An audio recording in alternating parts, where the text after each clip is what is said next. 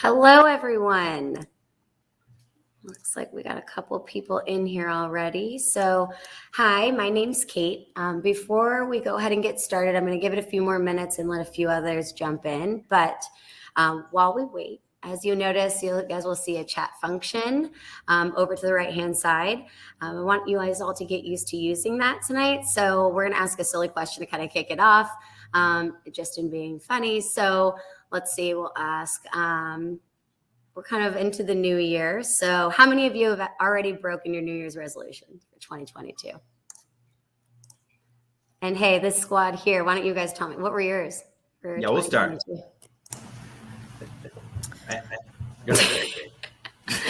John, what were some of your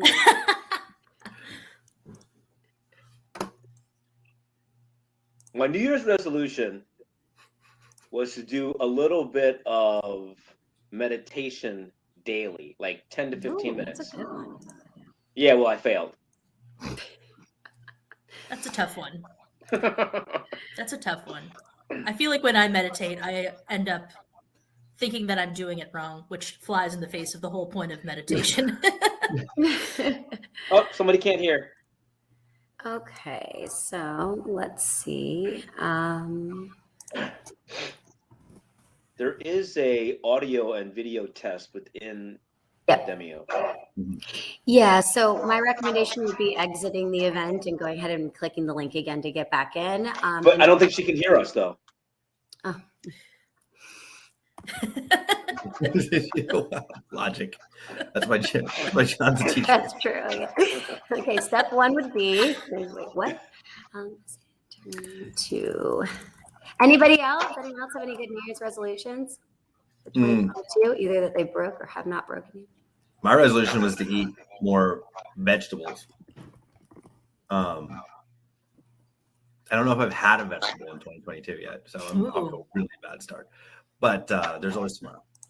I think there's some carrots in the fridge. There are. So Wait a minute, you haven't had like a potato, like a French fry? I mean, that's not really, I guess. French fries don't really count as vegetables. French fries. Okay. We know a lot about test prep and dieting here at A-List, obviously. Great. So we'll go ahead and get started. Well, thank you everyone for attending tonight's parent webinar as hosted by A-List Education powered by Testive. So as you all know, you can see here, the topic is focused around the PSAT. Now that you have that score, really, what does that mean and what's next for your student? So these scores can somewhat be a little bit confusing, but we want to make sure that you leave here tonight with a better understanding about the test in its entirety and really kind of understanding the range of those scores and what that means for your student. And so here at A-List, we kind of view ourselves as these market leaders for being this continued resource around education. We specialize in everything from academic tutoring, test prep, college advising programs, and really everything we need to do to support those college-bound students. And tonight, we just wanted to really focus on bringing the knowledge and information to you guys. But most importantly, I want to make sure that we're getting your questions answered. So please do not hesitate to use that chat function that I mentioned over to the right side so we can tailor that accordingly, okay? So go ahead and dive in with some introductions, talk about who we have here with us today. So my name's Kate. I am Vice President of Student Success here with A-List Education. I've been working in ed tech really for about 5 years, and I really work closely with parents and school partnerships to make sure I'm bringing those educational resources to you guys in any way that we can. I will also be helping to answer some of the questions in chat and tell you a little bit more information about us at the end. Hopefully I'm able to speak with some of you individually after all of this to hear some of your students' plans as well. And as for our speakers, we have Scott Suzel as one of our speakers tonight from A-List Education as well. He's everything from a college admissions advisor, instructor, and curriculum developer. He has over 15 years of experience in the industry, works with students everywhere around the SAT and ACT and graduate and grad tests, including LSAT, GMAT, and GRE. So I'm thankful that we have Scott here. We also are lucky enough tonight to have one of our A-list founders on the call, John O. And John has actually taught over 3,000 students around New York. And he's also researched and written materials for the SAT and ACT.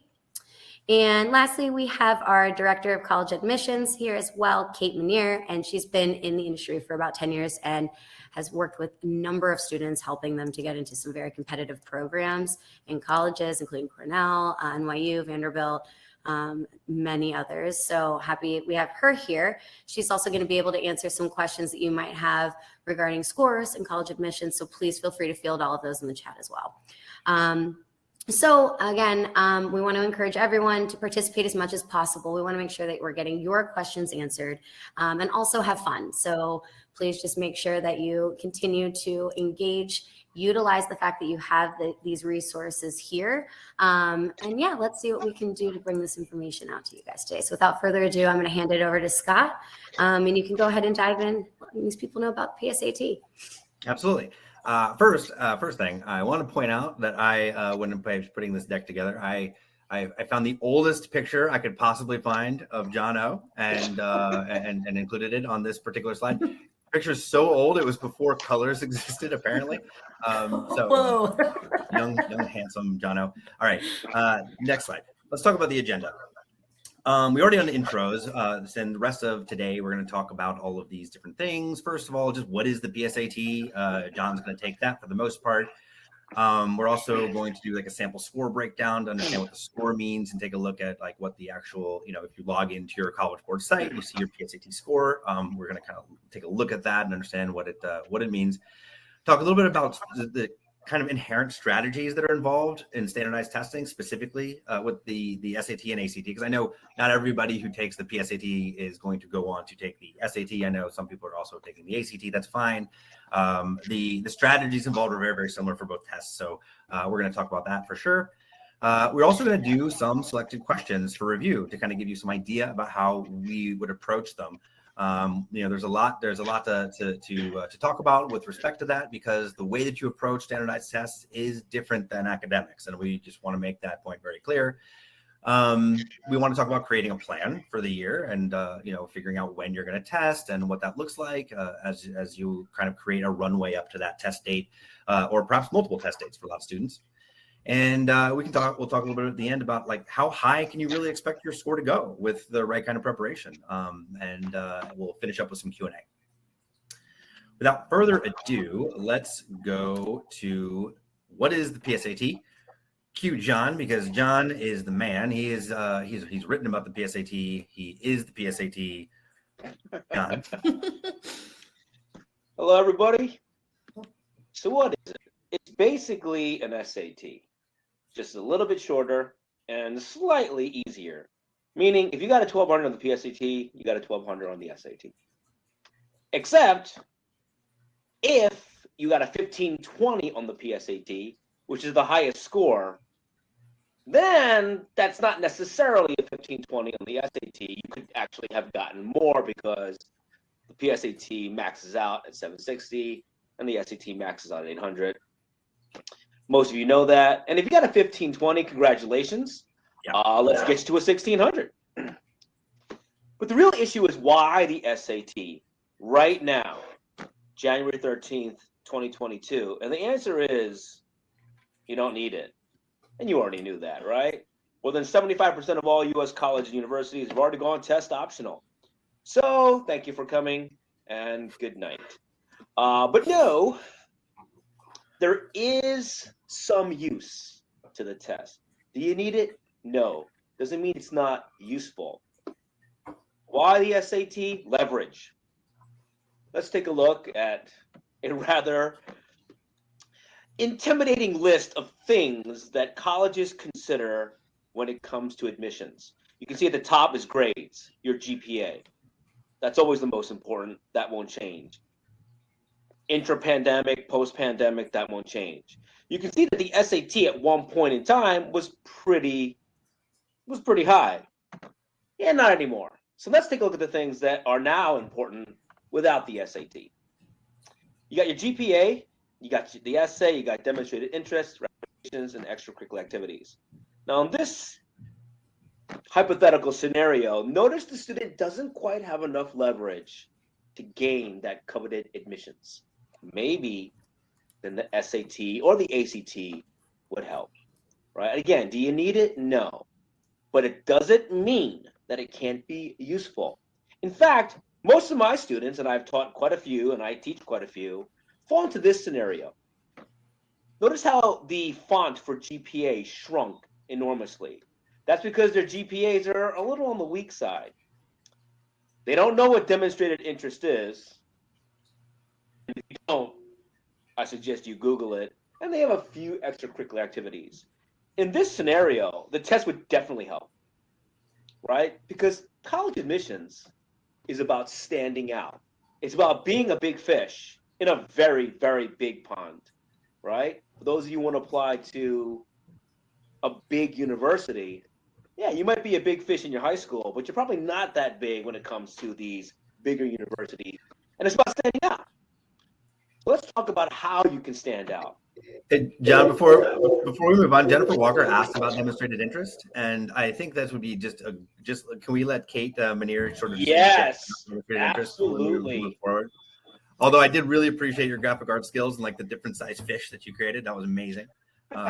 Kate, you want to go ahead and take it away for demonstrated interest? Absolutely. I don't have any cool graphic arts, but I will explain it.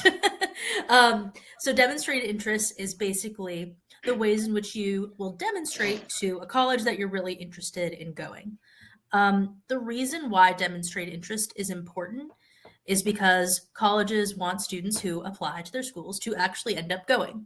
And this has been really tough during COVID, right? A lot of students have really struggled with like getting into their dream schools, and colleges also have struggled with filling the seats at their schools. So demonstrated interest is kind of the way in which a student can say, hey, if I get into your college, I'm going to go. So a couple of ways in which you can demonstrate interest.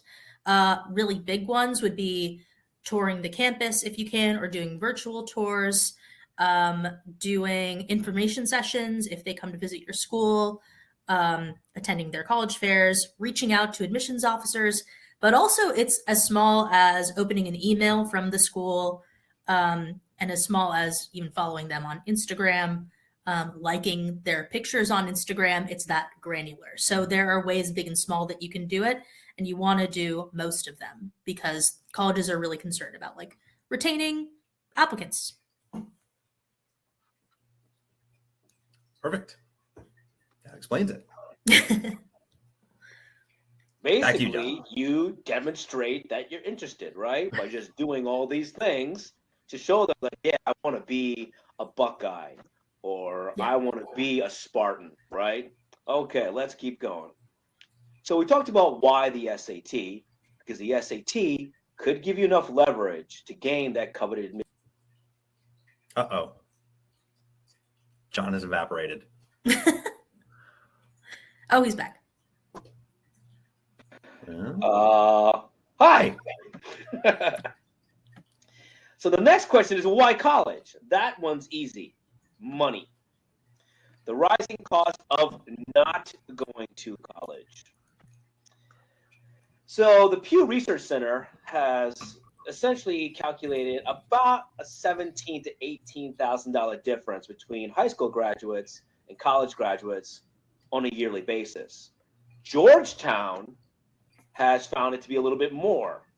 Georgetown has found the median salary for workers with high school diplomas to be about $39,000, but the median salary for workers with a bachelor's degree is about $65,000. So, yes, I know what you're thinking. You don't need college to be a social media influencer. Yeah, I know if you got a blog or you got an Instagram that's making money, more power to you. I'm jealous. But for the rest of us who are still working on getting 2,000, 3,000 subscribers, maybe we'll think about college. Georgetown predicts that by 2027, 70% of all jobs will require some college education. So it's kind of like a transitive thing, right? The SAT helps with college, and college helps with money, and that's kind of why we're here. let's talk about how to get 100 points in your test. 100 points would be a game changer. It would open doors that are currently closed. That would be 50 points in ELA and 50 points in math. But many students and many teachers and just about everybody doesn't quite realize it's actually easier than you think. I'm not saying it's a breeze, but it's not this Herculean effort. On the SAT, the ELA questions, the reading and the writing questions are about 6 points a pop. So do the math. If you want 50 more points, that means you need about 8 more questions right than the last time you took it. That's all you need, 8. Math is about 10 points. It's not really. When you start looking at the numbers a little bit deeply, which we're not really going to do, I'm just going to kind of summarize. If you're scoring between a 400 and a 690, that's not really 10 points a pop. It's about 8 points a pop, which means, once again, do the math. If you want 50 points, that's only 6 more questions right than the last time. So think about it.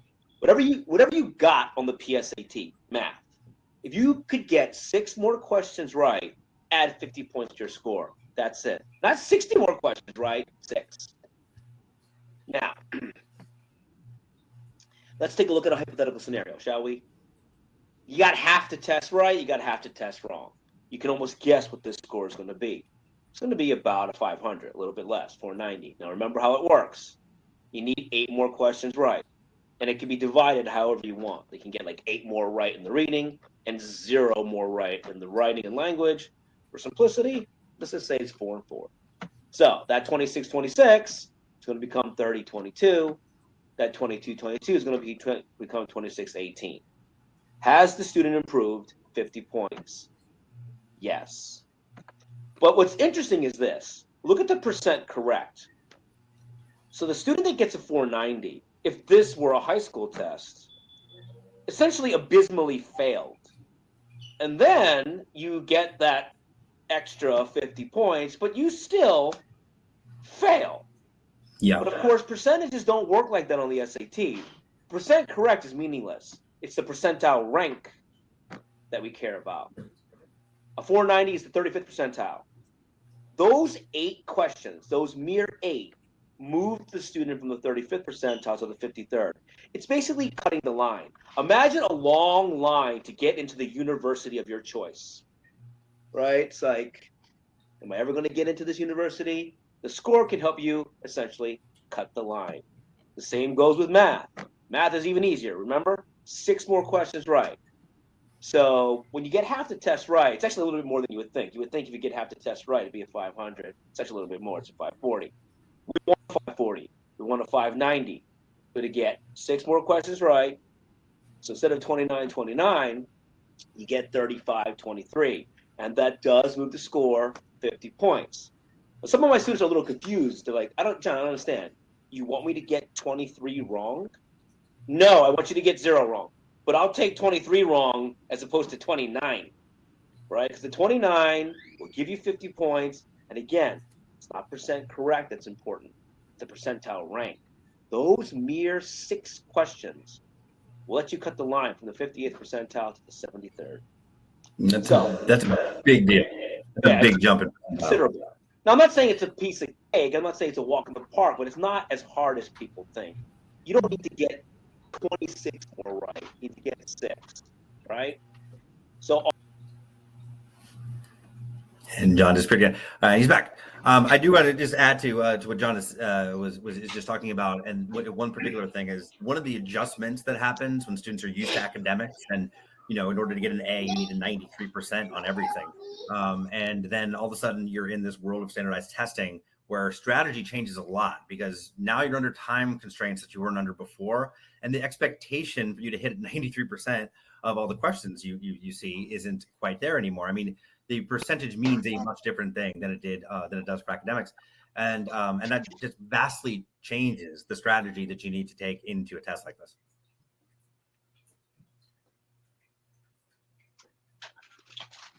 All right. Yeah, you hear all the time students say, "I failed the SAT." You can't fail it. I mean, I get maybe you didn't do great, right? But you can't fail it, right? It's really about maximizing your point potential. That's all it is, right? It's Like a game, it's a strategy, and you just need to know the rules of the game and how to employ the proper strategies. All right, Scott, you're up. Mm-hmm. Okay, back here to the main deck. So let's take a look at a sample score breakdown because, for some people, when they get the PSAT score back, it's their sort of very first time they've sort of like are diving into any sort of data from a standardized test, at least for a while. And so it could be very new to people. And so I kind of want to talk about what that, what the score means and what the actual, what the actual page looks like when you get your score back.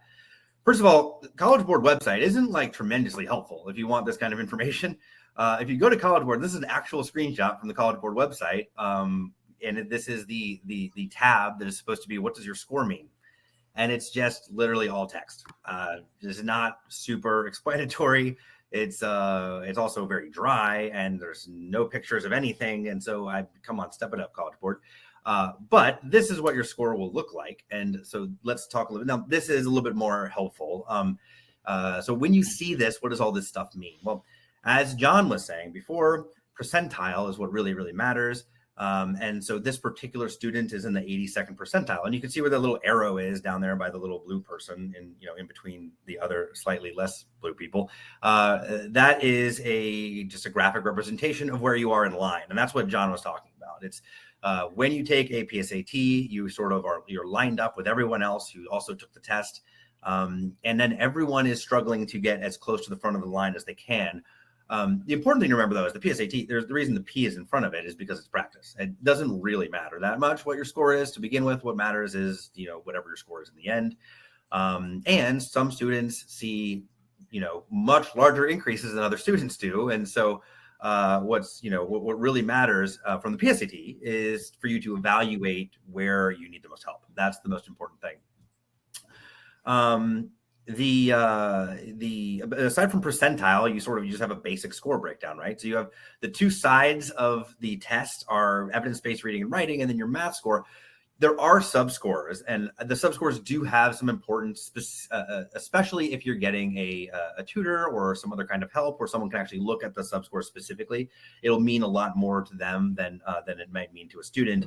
But it is helpful to know whether you need more help in general on the math side or on the verbal side. And that's what the two scores will help you with. Like this student is very, very even across the board. A 550 in EBRW, which is the evidence-based reading and writing, and a 570 in math. That's 77th percentile and 83rd percentile. That's very, very, very close. And so this student will be looking to pick up as many points from both sections as they possibly can and squeeze as many points out of the test as they possibly can. But there are some students who have vast differences between the two sides. Like some students hate math and are very, very good at at English and reading and writing. Their verbal skills are just much better. I will say that for students like that, you want to try to avoid, I'm not a math person becoming like a self-fulfilling prophecy. It's like, I'm not a math person, so I get bad math scores. We want to take a positive approach into the preparation for this test, because not only will it help you get a better score, but when you prepare for the test, it's also a review of most of the important math that you've seen over a 2 or 3 year period. And, having a different kind of understanding maybe than you even did when you were going through those subjects academically is really, really helpful when you end up matriculating into college. So I just wanted to kind of point that out. Below those scores where you see the little, the red and the green what do you call that thing? It's a range of scores from 160 up to 760. Your score lands somewhere in that range. They color coded it to let you know whether or not your student is essentially ready for college or whether you have the potential to be college bound. Generally speaking, if you are above where that little yellow hash mark is, there are colleges that you will get into. It's a very, very general statement, but that's also generally true. If you are somewhere below that mark, then you need to improve some in order to be a competitive applicant. But everybody, and I mean everyone, no matter where you are when you start, your ceiling, your maximum potential on the SAT or ACT is way higher than where you start. That's to a man. Every single person can improve with preparation. So it really is just everyone is starting out at a certain point, and then everyone starts competing to see how many extra points they can gain. And we're going to talk a little bit about how you actually go about getting access to all those extra points. Just wanted to say one thing about when students say to me, "I'm not a math person." I often reply with something like, "Well, how's your German?" Like, what? Like, how well do you speak German? I don't. Yeah, because you don't speak it daily. Math is a language. You're bad at it because you don't speak it daily. Math is no different than any other language. How do we get good at it? We speak it every day, right? Now, I'm not saying you need to be a mathematician, but I don't believe in I am bad at math. I don't believe in right brain, left brain. I just believe in brain. Everyone can get better at math. Math is a language. You get better at a language by speaking it. There are a lot of students. There are a lot of students who are in the boat of just like, I've always been sort of uncomfortable with math, or it's just not my favorite thing, which is totally fine. But I do want the students who have sort of high verbal skills scores or higher verbal skill scores than they do on the math side to take some solace in this fact. There is much more of a one-to-one relationship between like concepts you need to learn in math and points on the test than there is on some of the softer verbal skills that can take, years of like reading books and to develop vocabulary and that kind of thing. Not that you can't improve with, verbal skills. You absolutely can. I'm just saying that if you have a lower score in math, the process of tackling the concepts that you need help with to get points is a little bit more straightforward. If you don't know, if you don't know how to solve a system of linear equations, and then you learn how to do it, you automatically have points. Every single time you get asked that question, you now have points. And so it's a lot more of a direct relationship between work that you're doing and a point increase. So take some solace in that. If you're not a math person, you can be one, and you generally do it a little bit more quickly than someone who has a lot of ground to make up on the verbal side. Yeah, and I was one of those self-identified math-averse students, and I actually took a lot of solace in the fact that the writing and language section operates kind of under the same idea that it's like it's rules that you need to learn, and sometimes the writing section is easier because you've already absorbed those rules because you've read a lot and written a lot. But math can be the same. It's a totally like set of rules that you ultimately can train yourself in. Absolutely. The strategies that we talked about, we hit on this a little bit earlier about how the standardized tests are fundamentally different than academics. And so the strategies that you employ on a standardized test like this are very, very different than the strategies you would employ in academics, which by and large are generally like rote memorization. I mean, it's things you need to remember, and then you go ahead and take a test and you jot all those things down. And then I guess for a lot of students, you forget them for the rest of your life. But standardized testing is different. Your approach is very, very different. So, for the SAT and ACT both, you always want to answer every question, even if you run out of time. Now, the old version of the SAT used to penalize students for skipping, or rather for guessing on questions. That is no longer the case. So there's never a reason to leave anything blank. That's just right off the bat. Like, as far as strategy goes, make sure you fill everything in. If you're running out of time and you've got a block of questions left, make sure you fill them all in. Number two, don't get stuck in a time sink. There are certain questions that will just suck the life out of you, and you do not have 7 minutes to spend on a question. What you're doing if you spend that much time on a question is you're putting yourself behind the 8 ball for the other questions, and you just do not want to do that. There's other potential points on the test for you to go grab. And by the way, you can always skip a question and come back to it anyways, in individual sections. Don't skip back to a different section, but you can definitely just come back to it if you have time. Part of your strategy is recognizing when a problem is going to give you trouble, when a question is going to give you trouble and get you stuck. And so if you're able to recognize that earlier on, then you can go ahead and skip that, go grab other points, and then come back and make your best educated guess, or possibly even get the problem right. 3, I love this one. Don't always do math the way your teacher would want you to. So when you're doing academics, your teacher generally wants you to create a proof and just write all the equations out and do everything that you need to do to get an answer. They want to see exactly what your thought process is all the way through. For these kinds of tests, though, it's rarely the case that that's the best way to do the problem. the test writers intentionally are creating logical shortcuts in the questions. They are designed to reward savvy test takers. There are also other ways to get to answer choices. You can work backwards from the answer choices. You can just sort of plug numbers in and see what happens. My favorite is to just use logic in some situations. For example, simply just looking at a shape logically, or if it's a geometry question. If you see a particular shape and they're asking you for the coordinates of a vertex or something like that, and you look at the answer choices, and there's only one that even makes any sense remotely. Like there's only one answer choice that even shows up in the right quadrant, right? And so a lot of times just using logic allows you to actually avoid having to do the question at all. I mean, you can just sort of like take a shortcut there. When it comes to the grammar stuff from the writing and language sections, there are specific grammar rules and things that you have to be aware of that they're going to try to do to you. And we'll get to this in a little bit down the road in some slides that are coming up. But for example, one thing they love to do is test you on subject-verb agreement. And if they do that, they take a subject and they separate it from the verb with a series of prepositional phrases. They do this all the time. And in those prepositional phrases, if you have a singular subject, they'll use a bunch of plural objects because they're trying to trick you into making it sound like the wrong verb works. But if you're aware that's what they're doing, then it's very, very easy to get the correct answer. In fact, all you have to do is just cut out all the prepositional phrases and say the subject right next to the verb, and it's much, much easier. Again, that's another strategy. When it comes to reading comprehension, a huge thing is being able to recognize pieces of an argument. And so in order to do that, there is a set of keywords that tells you exactly what you're reading and what that represents in the passage. There are certain terms that represent evidence, and other terms that represent conclusions, and other terms that represent contrasts and continuations. And so being able to look out for those words, means that you have an understanding of the structure of the passage. And that's the most important thing. John, do you have anything to add to the strategy stuff?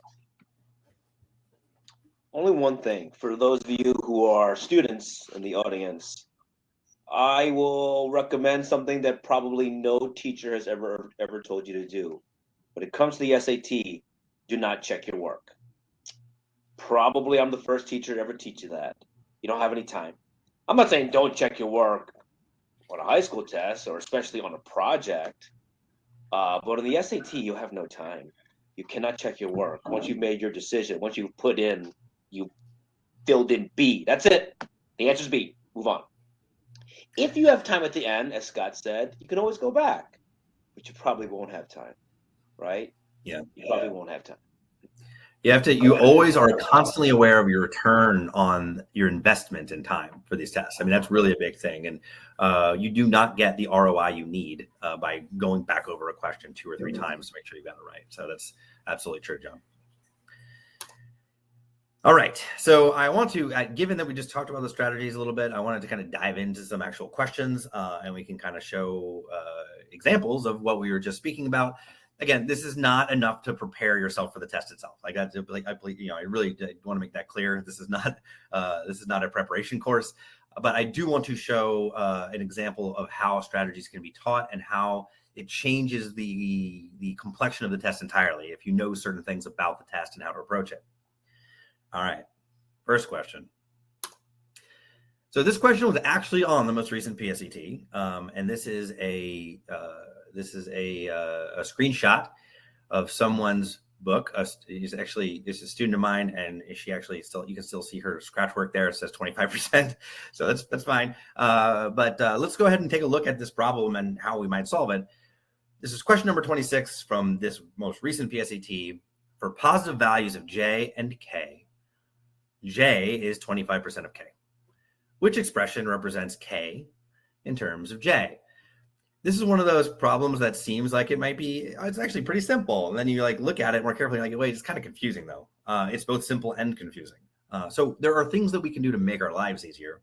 First of all, I recognize that there's variables involved. My answers are expressions. So notice there's variables in my answer choices. And when I have variables in my answer choices, a really, really good strategy to use is to just sort of create values or plug numbers in and see what happens. And so the easiest relationship I can generate between J and K, there's J and K. Easiest relationship I can generate is, J is 25% of K. The easiest math I can do is, well, then J is 25 and K is 100. That makes J 25% of K. That's really easy math. It's not, I don't have to like actually do any sort of calculations or anything, but these are the numbers I want to work with. J is 25, K is 100. Great. Now they're asking me which expression represents K in terms of J. So basically that means I need to isolate K and see what happens on the other side. Well, I know that K is 4 times the size of J. K is equal to 4 times J. That's it. 4J is now my target. So I can, now I know that 4J is my target. My answer may not look like that, but I know my answer will be in the equivalent of 4J. And I can scroll through my answers pretty quickly. And that's not right. I circle the wrong answer. Anyways, the answer is the one that is 4J is C. I put the circle in the wrong place, but it's still, don't make that mistake. Don't make any silly mistakes. Just if you get the answer right, you don't want to look back at it and be like, oops, I just actually misbubbled like I just did. That's a huge no-no. But this is a very, very simple way to approach the problem. And that's the point. The answer is simply, 100J over 25, because that's equivalent to 4J. This next problem, this very next problem on the test, is actually fairly similar. Imani pours iced tea into an empty dispenser at a rate of X liters every Y minutes. Which expression represents the number of minutes it would take Imani to fill the dispenser with 11 liters of iced tea? The test writers chose 11 liters to be annoying. I mean, 11 is a prime number. It's not divisible by anything, and it's kind of annoying to work with, but that's okay. I can make this problem very, very easy simply by, again, picking some numbers, and it generates a target. So X, Y, target. I want to pick the easiest numbers I possibly can, right? The easiest numbers I possibly can. Well, I mean, the easiest numbers I can pick for X and Y are one for each. Who cares? X is 1, Y is 1. So, 1 liter every minute. 1 liter every minute. How much time, in that case, how much time would it take Imani to fill the dispenser with 11 liters? 1 liter a minute, 11 minutes. So my target is 11. All I need to do is plug 1 in for X and Y and evaluate the answer choices. When I plug 1 in for X and Y, it's really, really easy to see. It takes almost no time at all to eliminate some of these answer choices. X over 11Y is not going to work. That's 1/11th. X over or Y over 11X isn't going to work. That's 1/11th. Okay, so I can eliminate both of those two. And then I get to C and D. Now C and D, in this case, both appear to give me the proper target. When I plug 1 in for X and Y, both these answers give me 11. That's okay. I just pick more numbers that are also very easy to use. So my new numbers that I pick for X and Y are 11 and 1. 11 liters in 1 minute. Awesome. So how long would it take Imani to fill the dispenser with 11 liters? 1 minute. 11 liters in a minute means it takes 1 minute to get to 11 liters. That's, again, really easy math. I'm just making the math as easy as I can for myself. Now with these new numbers that I picked for X and Y, I have a new target. The target's 1. And when I plug those values in, 11 and 1, it's really easy to distinguish between C and D. C is out. D is the answer. Actually, this time, D is the answer. And so, again, very, very simple way to get the correct result without having to do a lot of official math, right? This is an option for you most of the time when your answers have variables in them. Right? When your answers represent expressions, picking numbers is a great way to, even if you know how to do the math, picking numbers is still the fastest way to do it. And so this is a strategy that we teach often in our tutoring sessions and in our classes. I spoke a little bit earlier about subject-verb agreement. Here's another problem.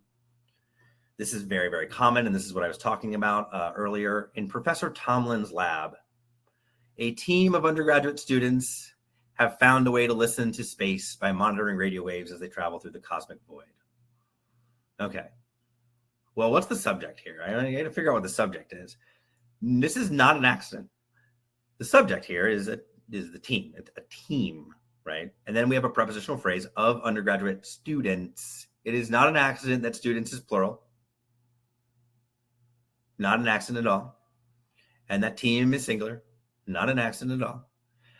And so what we want to do here is just simply learn to cut out the extra phrasing that's in a sentence in order to just state the subject and the verb right next to each other. And this suddenly makes it very, very easy. And most students, when it comes to grammar, there are some specific grammar rules that students are going to have to learn, again, because people use the incorrect grammar so often that you can't just tell by listening to it that it sounds right or wrong. But most of the time, students are able to determine what a right answer is because it will sound right. And so if I cut out the prepositional phrase and I simply just say a team, I can just think to myself, well, what would I say? Would I say a team have, or would I say a team has? And obviously, I would say a team has. And so again, this is just another strategy that you can employ on this test that works over and over again. And this is a very, very, very commonly tested concept. John, I think you got a question for us too, don't you? I do. Go and pull it up. You got it. Oh, you got it. Oh, we skipped ahead. That one looks really hard. So let's go back to something Scott said. There are different ways to answer a question. What way should you use? The one that gets it right. I tell my students, I don't care what you do, just get it right. But what you don't know is what the SAT math test is. What you're seeing here is a quote from the College Board talking about the math test. The math test is a chance to show that you solve problems quickly by identifying and using the most efficient solution approaches. This might involve solving a problem by inspection. What does that mean? Does anybody know what it means to solve a problem by inspection? Anybody? It means just stare at it. D. That makes sense. I actually wasn't sure. It means you inspect it and then you answer, finding a shortcut, using common sense, or reorganizing the information you've been given. This is actually pretty startling. The College Board is saying that the SAT math test isn't a math test necessarily. Use a shortcut, use common sense, stare at it, whatever's good enough. Parents often ask me, well, John, what do you teach? Do you teach content? Do you teach strategy? I teach both. Well, how does my son or daughter know when to use what? Well, that's why we work together, right? Those kind of instincts take time to cultivate, much like a sport.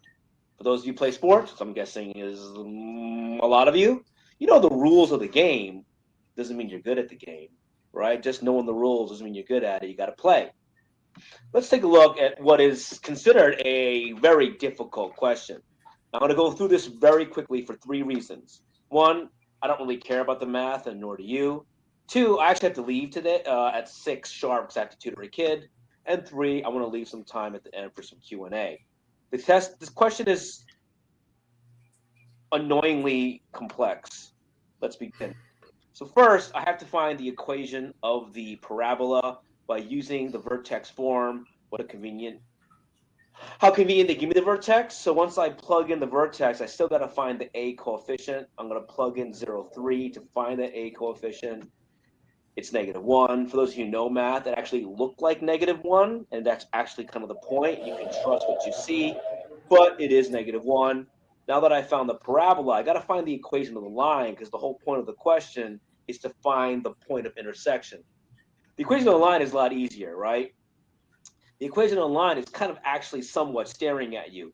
The y-intercept is clearly -9. I have 2 points to find that slope. So the equation of the line is y equals 4x minus 9. All right, so I've got the equation of the parabola in the vertex form. I've got the equation of the line. I set them equal to each other. I do a little bit more math. And I get 6. Now, that is not the way I teach it to most students. By most, I mean like 99%. What most students don't realize is on the SAT, unless otherwise directed, figures are drawn to scale. What you see is what you get. For those of you who are athletes, do you measure things when you play?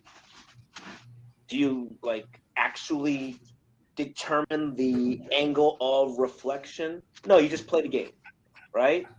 You rely on what you see. Now, there are some fixed things here. I'm going to need those fixed things. Notice that the coordinate 0, the coordinate 2, and the coordinate 4 are given, which means you can do a pretty good job of guessing where 1 and 3 are. Now, got to be neat about it because neatness counts. What does V look like? It looks like it's at 6, which was the answer. That's how I would teach it. That's how I would have students do it, right? It is the path of least resistance. And that is why sometimes preparation is helpful. For those of you who say you're bad at math, fine. Are you bad at looking at things? I'm not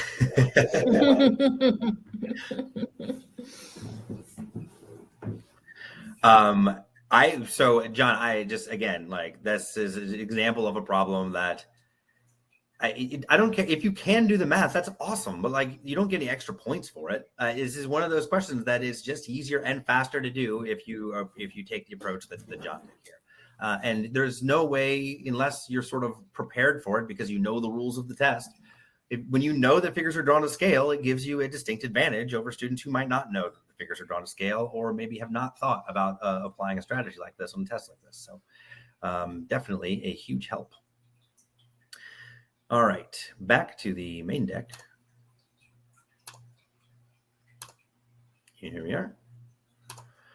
So creating a plan. So you've got a PSAT score. You know you want to get a higher score, and you know in order to do that, you got to do something. And the best thing to do is to just create a plan of attack. All students have different goals in mind. They have different schools that they may want to attend, and I definitely encourage anyone to research the schools that you're looking to get into or that you want to get into, and find out what the average SAT or ACT scores are to get into those schools. Again, we are in a test optional world, but if you can hit the score that a school requires, or the median score for admissions into a certain school or higher, then it helps you get into that school every time. And so, why not do that? You're doing nothing but helping yourself. And it's been, it's been a weird world for the last couple of years. Obviously, it's, some crazy things have happened. COVID happened, and a lot of the schools have changed the rules, and we didn't really know what effect that would have on people applying. But we have found that in hindsight now, after we have at least 1 year where people were applying test optional, that at very competitive schools, most of the students who are getting in are still students who have high test scores. Yes, students can get in test optional and apply without a test score and get in. That's fine. And that's totally fine. If you are in that position, or you have a lower test score and everything else about your application is great, go for it. But the point is that at this point in your academic career, you can't go back and change your GPA as much as you can affect your SAT or ACT score and give yourself a better chance to get in. And so it is still important for that reason. So creating a plan of attack is really important as well. Getting started earlier is always better. The earlier you start, the more you can kind of spread out your study. But you do also want to work around things like vacation and things like that. Like, I really am adamant that students take a balanced approach to this. There is a way to do this that isn't super anxiety inducing and doesn't freak students out, because they have all this pressure, and it's taking up all their time, and they can't spend any time with their friends. And that is not the way to do it. I mean, you still have to live a life, and you still got to do the things you're interested in doing. And we absolutely encourage you to do that. We also, though, encourage you to prepare, which means breaking your study up into smaller pieces, and spending maybe a little less time every day studying, but doing it more days of the week. That's better. Learning science has shown really that our ability to retain information really drops down after we study for 45 minutes even. And so if we can break our study sessions up into smaller pieces, it's much, much better for retention of information. And ultimately, you can increase your score more with fewer hours, spent with your nose in a book. So what you need in order to study is content to study with and instruction. And there's a lot of content out there, and there's some free resources, like Khan Academy is out there, of course, and you can always get a lot of material from there. The instruction is largely self-motivated. So if you need an explanation for something, there's no one here to really explain it to you. You sort of just reading explanations for questions. And for some students, they're able to figure out quite a few of the concepts like that. But inevitably, almost everyone runs into a situation where there's a concept they're really struggling with that they don't understand, and it really, really helps to have someone there to talk to them about different ways to solve that problem. And I don't explain every problem the same to every single student, and maybe my explanation, it doesn't work when I'm tutoring a student. Maybe I give an explanation and they're like, that still doesn't make sense to me. I'm like, okay, let's try explaining it a different way. And so we'll try 2 or 3 different ways. And over time, you begin to learn about the way a student learns and the things that work the best for them. And that is certainly a much better way to approach the test than simply like leaving a student out on their own.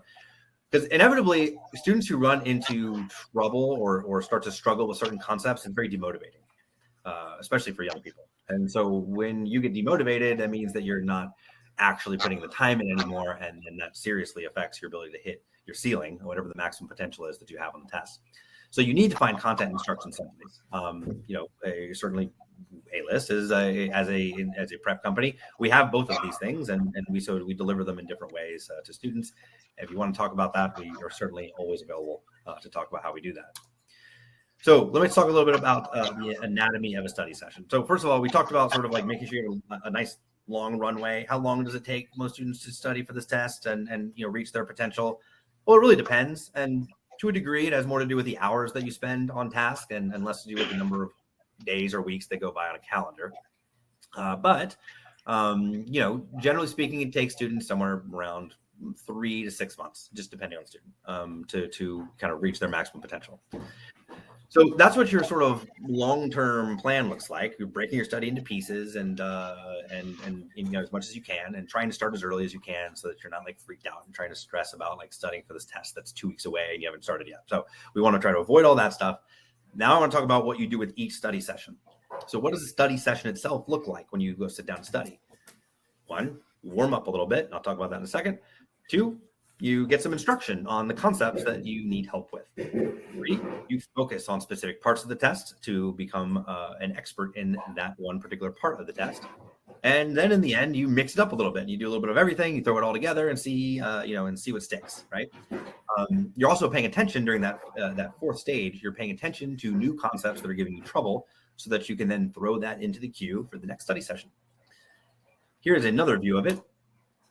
So you've got a whole pool of questions. You've got this reservoir of questions that you use to study. Inevitably, they all end up in 2 buckets: the stuff you've seen before and the stuff that's new. When you're warming up, it's a good idea to pull together stuff that you've seen before. 1, because it helps to kind of make that knowledge that you have sink in, right? So it's not lost at some point in time. And so you're kind of always rehashing some of the stuff that you've learned in the past. And it also is a good way to start because it's good for your confidence.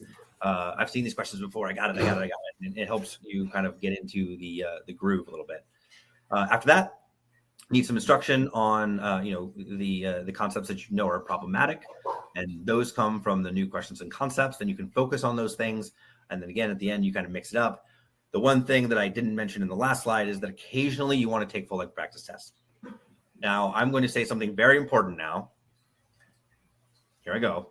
Thank you. You do not study by taking practice tests over and over again. That is not the way to improve on this test. And in fact, those practice tests that are available are valuable. You do not want to burn through them before you actually prepare the right way. If you burn through all your practice tests, how are you supposed to tell where you are? Like, where are you performing at this point? What practice tests are really, really good for is to check in with yourself and see where you are. It's a litmus test to see like where you're scoring. It's an opportunity to review and figure out which concepts you need to focus on going forward. And it's good practice for the endurance aspect of the test. Beyond that, though, practice tests aren't doing a lot for you. You're not getting better at the test while you take a practice test. So I just want to make that very, very clear. A lot of people do try to study that way, and it is not the way to go. All right. Last thing to talk about is how high can I climb? How high can my score go? This is a tricky question. By the way, I just want to call out, like, this is my brilliant deck building skills. Like, I put a mountain climber, right? That makes sense. Like, I just want some very aesthetic, very good. So the answer to this question is a difficult one because it's so nuanced. I mean, there's so many variables involved in the kind of score increases you might see. Generally speaking, from my experience, a student who puts in the average amount of work, like a good amount of work, will end up gaining on about half the people that are in front of them when they start. It's really difficult to kind of talk about how many points you're liable to gain on a test, because the points mean very, very different things. If you're starting at a 900, 100 points means something very, very different than if you're at a 1500, and 100 points takes you to 1600. So so the number of points that you increase by aren't as important as the proportional increase based on like the people who are in front of you. The best way I can describe it is if you're at the 50th percentile, an average student who studies hard and stays on task and studies for the right amount of time generally will end up around the 75th percentile. Now, that's an average, which means that students are all over the place around that average. There are students who drag that average down, and there are students every single year. I have students who start around the 50th percentile and end up in the 90th or higher. That happens all the time. So it's not like these kinds of score increases aren't possible. So get that out of your head. I will tell you that although nothing is guaranteed, there is a huge correlation between the students who see those kinds of score increases and my students who have been the hardest working students. So for what it's worth. John, anything to add? He looks lost. Minutes to teach a student. Oh, yeah. I wanted to say one other thing. A while back, I didn't want to interrupt you, Scott.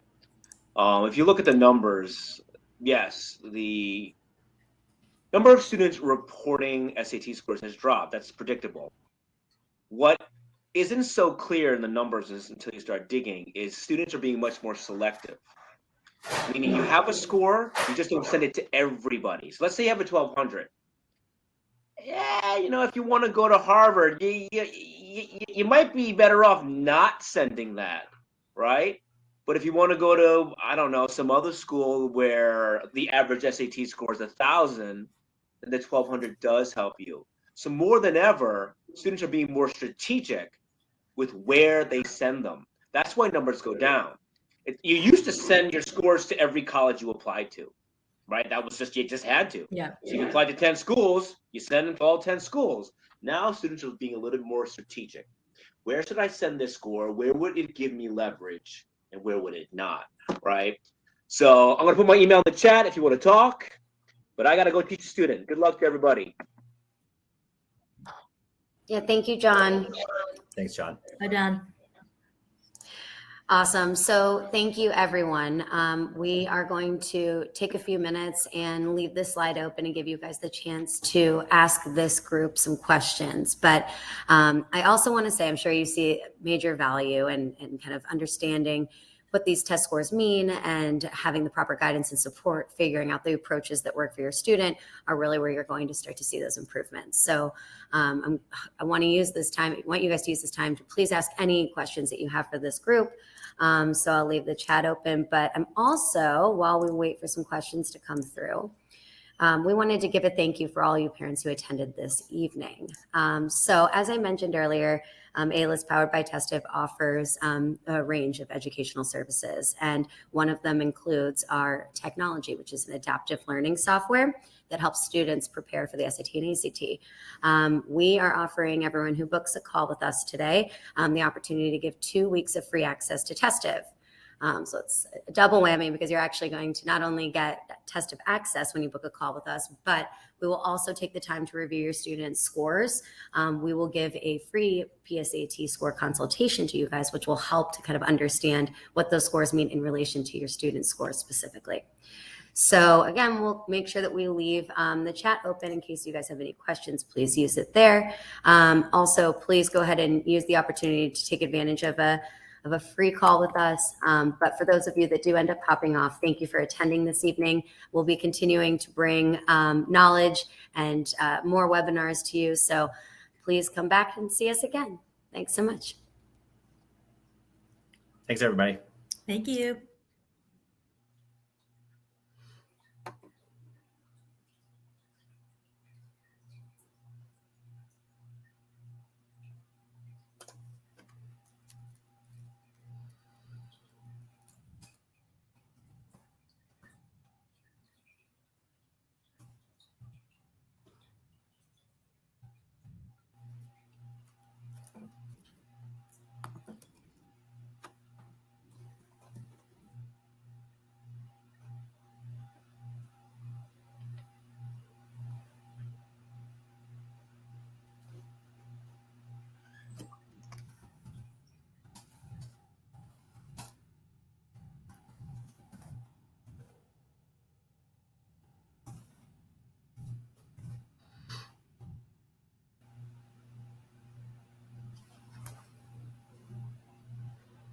We need outro music. You want to sing? Well, Oh, now you have to. Now you have to. As I A little said. ditty. I was singing Bye Bye Birdie music earlier. I don't know why it popped into my head, but my sister had that movie on repeat when I was a child, so it's like forever burned into my brain. It's very catchy. It's an earworm. Awesome. So we will continue to leave this up. We're going to go ahead and turn cameras and mics off. But thank you again, everyone, for joining tonight. Thank you for our speakers for coming. And we look forward to talking to you guys soon. Thanks so much. And I'm also going to put our contact emails. John put his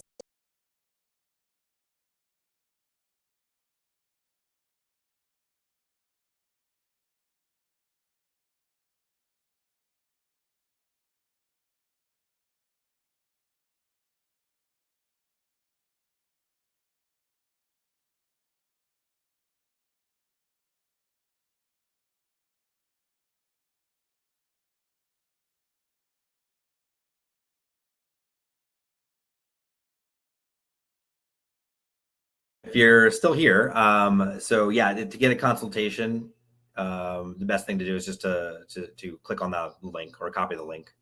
It'll open up our calendars and show when we have availability, and we're always happy to talk to parents or students about scores and give them any advice we can.